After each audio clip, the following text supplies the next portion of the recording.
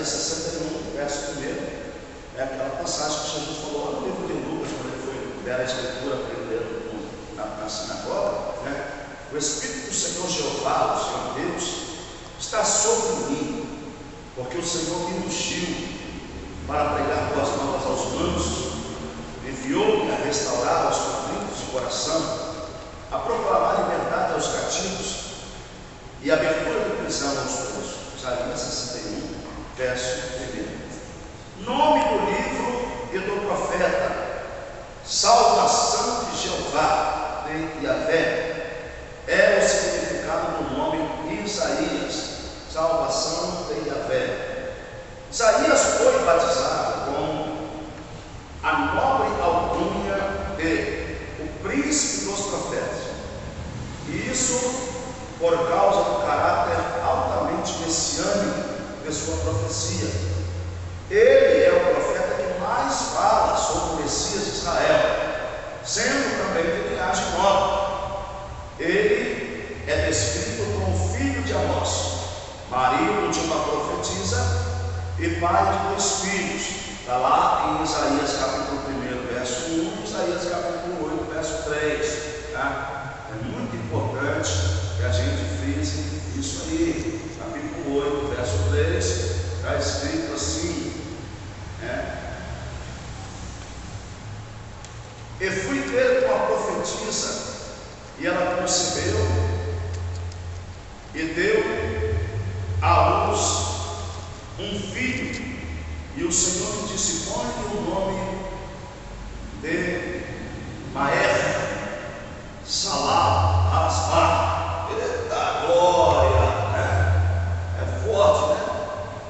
Porque antes que o menino saiba dizer meu pai ou minha mãe, se levarão as riquezas de Damasco e os despojos de Samaria diante do rei da Síria. Essa tradução ela é muito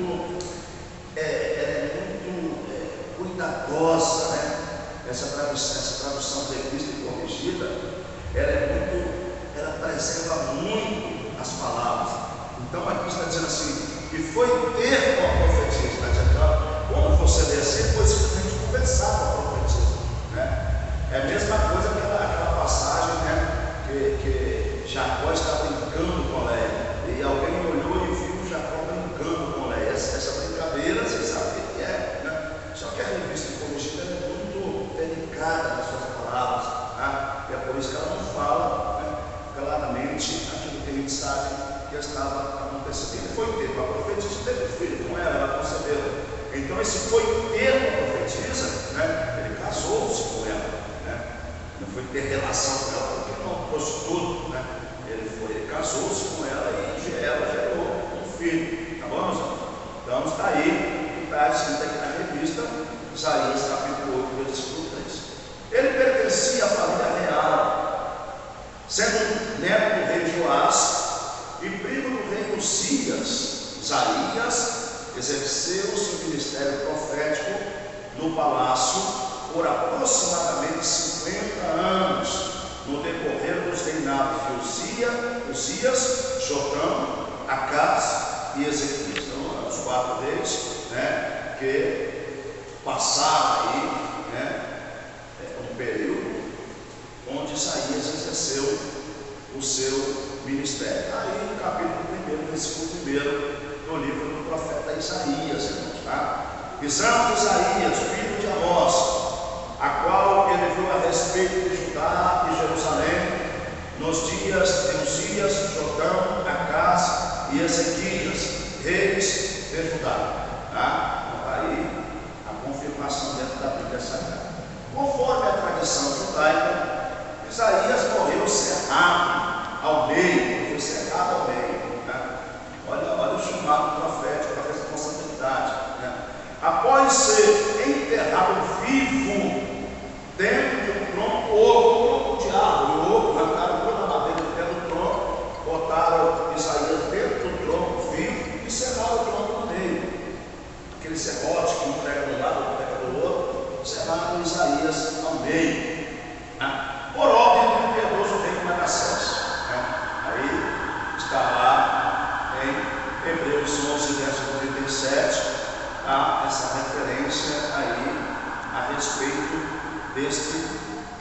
acontecimento. Hebreus, capítulo 11, versículo 37. Vamos ler aqui, somente para se nos identificarmos, né? Hebreus, capítulo 11, versículo 37.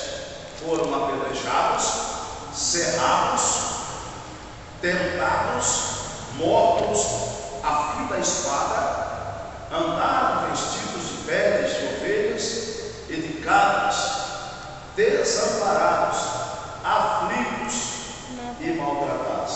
Então é a forma como os profetas, alguns profetas morreram, né? Faltou aqui algumas citações, crucificado, né?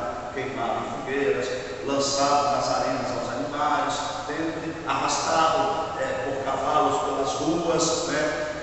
Então está faltando algumas citações aqui ainda, né? Muitos estudiosos de alta crítica contestam a autoria de Isaías para todo o livro, por ele possuir claramente duas partes, né? Então divide-se o livro do profeta Isaías em duas partes, do capítulo 1 até o capítulo 39, né? E do capítulo 40 até o capítulo 66, contendo diferenças quanto à abordagem teológica, temática e de conteúdo. Então tem diferença aí, né? De abordagem teológica, olhando pelo lado teológico, né? E também a temática, os acontecimentos, os fatos, e também tem conteúdo. O conteúdo é diferente do capítulo 1 até o capítulo 39, trata de determinado assunto. Do capítulo 40 até o capítulo 66, parece que é outra narrativa, né? Outra história, digamos assim, outro personagem que entra em cena de fato, né? A segunda parte do livro teria sido escrita por outro autor durante o período pós-exílico, pois nela Jerusalém está em ruínas, Babilônia os aflige e Ciro é apresentado como o libertador, enquanto Isaías está vivendo mais de um século antes de todos esses fatos, tá? Então, por isso, pelo fato de ele estar vivendo mais de um século antes desses fatos, alguns historiadores acreditam que quem escreveu essa segunda parte foi outra pessoa, e não o profeta Isaías de fato. Vamos, irmãos?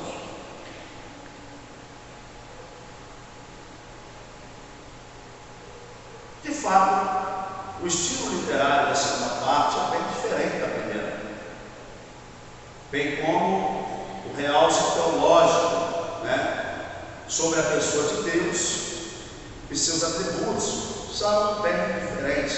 Entretanto, o principal argumento pela autoria única de Isaías é o capítulo 1 do livro, do versículo 1, que apresenta Isaías como um único autor, né? Então, está apresentando Isaías como o único autor do livro, embora alguns estudiosos dizem que o livro foi escrito em duas partes, dois autores, duas pessoas.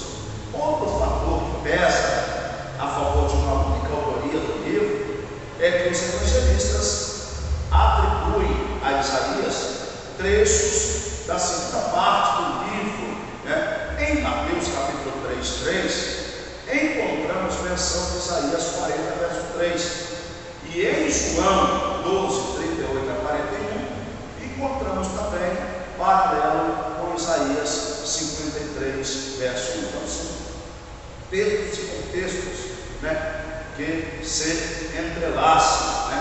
A tradição judaica afirma ser Isaías o único autor.